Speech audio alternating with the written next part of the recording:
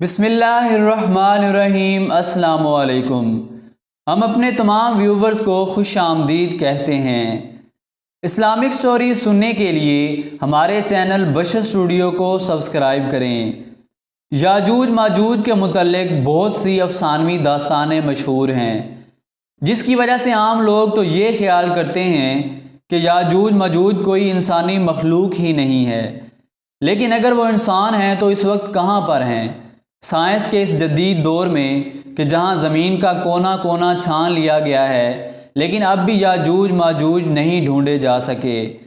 آخر کیوں؟ آئیے آج ہم یاجوج ماجوج کی قوم کا ذکر قرآن اور حدیث کی روشنی میں کرتے ہیں۔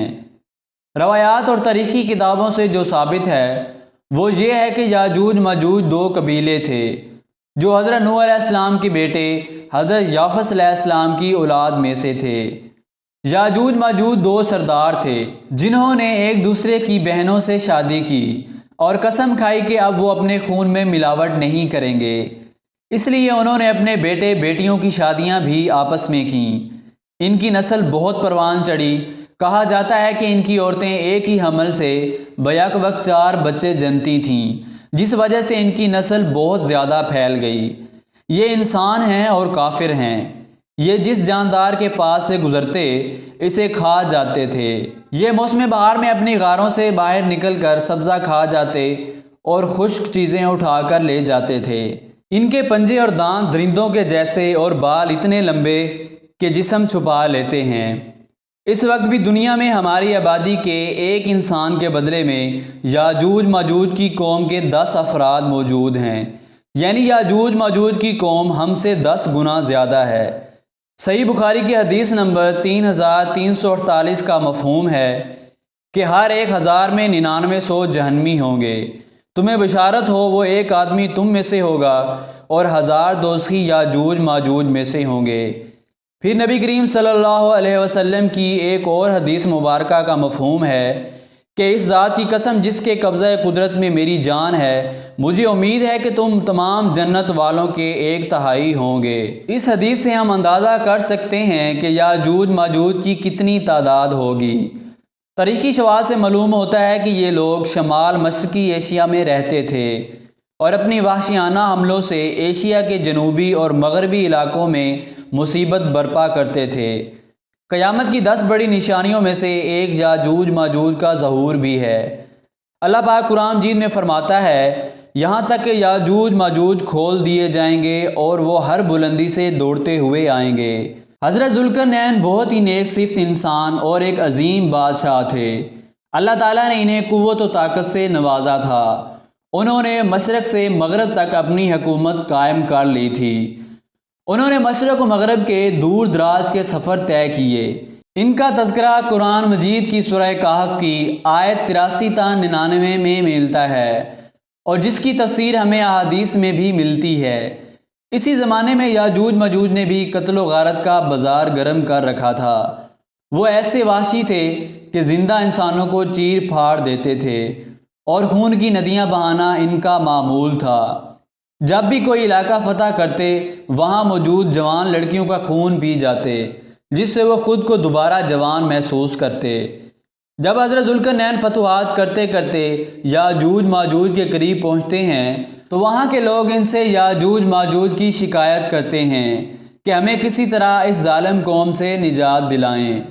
اللہ پاک سورہ کہف کی آیت نمبر 93 تا 98 میں فرماتا ہے، یہاں تک کہ جب 2 دیواروں کے درمیان پہنچا، ان دونوں کے پرے اس نے ایک ایسی قوم پائی جو بات سمجھنے کے قریب بھی نہ تھی۔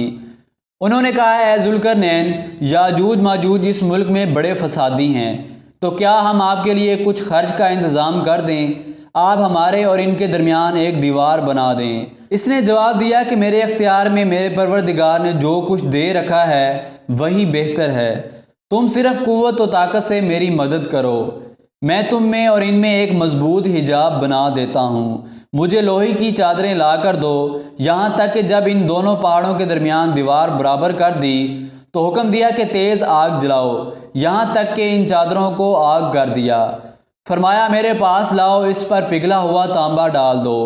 پس تو ان میں اس دیوار کے اوپر چڑھنے کی طاقت نہ تھی، اور نہ اس میں سوراخ کر سکتے تھے۔ کہا یہ صرف میرے رب کی مہربانی ہے، ہاں جب میرے رب کا وعدہ آئے گا تو اسے زمین بوس کر دے گا، بے شک میرے رب کا وعدہ سچا اور حق ہے۔ یاجوج ماجوج اس دیوار کو کب اور کیسے گرا کے باہر آئیں گے، اس بارے میں ابن ماجہ کی حدیث نمبر 4080 کا مفہوم ہے کہ یاجوج ماجوج روز اپنی دیوار کھودتے ہیں، یہاں تک کہ جب قریب ہوتا ہے کہ انہیں سورج کی روشنی دکھائی دے تو جو شخص ان کا سردار ہوتا ہے کہتا ہے اب لوٹ چلو، باقی دیوار کل کھودیں گے۔ پھر اللہ تعالیٰ اسے ویسے ہی مضبوط کر دیتا ہے جیسے پہلے تھی، یہاں تک کہ جب ان کی مدت پوری ہو جائے گی تو وہ عادت کے مطابق دیوار کھودیں گے۔ جب کھودتے کھودتے قریب ہوگا کہ سورج کی روشنی دیکھیں تو اس وقت ان کا سردار کہے گا چلو لوٹ چلو، باقی انشاءاللہ کل کھودیں گے۔ چنانچہ اس دن یہ دیوار اسی حالت میں رہے گی، دوبارہ ویسی مضبوط نہیں ہوگی۔ پھر وہ صبح دوبارہ آ کر کھودیں گے اور اسے کھود کر باہر نکل آئیں گے۔ محدثین و مفسرین میں یاجوج ماجوج کی قوم اور حضرت ذوالقرنین کی دیوار کے حوالے سے بہت سے اختلافات پائے جاتے ہیں۔ اب تک 5 ایسی دیواریں سامنے آ چکی ہیں جن کے بارے میں قیاس کیا جاتا ہے کہ ان کے پیچھے یاجوج ماجوج کو قید کیا گیا تھا۔ ان میں سے ایک دیوار چین بھی ہے، لیکن یہ عام سیمٹ سے بنی ہوئی ہے۔ یمن میں دیوار مارب کے بارے میں بھی سد ذوالقرنین ہونے کا گمان کیا جاتا ہے، لیکن یہ سیلاب روکنے کے لیے بنائی گئی تھی۔ قفقاز میں دریائے خزر اور بحر اسود کے درمیان دیوار کی طرح کا ایک پہاڑی سلسلہ شمال اور جنوب کو الگ کرتا ہے۔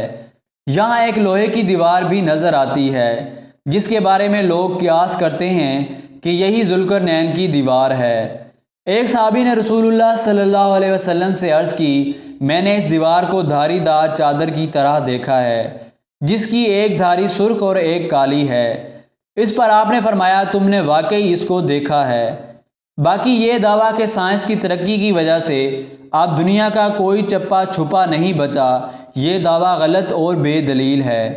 جس دیوار کی اور جس قوم کی اللہ نے خبر دی ہے وہ صحیح اور درست ہے۔ اللہ تعالیٰ سے دعا ہے کہ اللہ ہمیں اپنے حبیب صلی اللہ علیہ وسلم کے صدقے ہر قسم کے شر سے محفوظ رکھے۔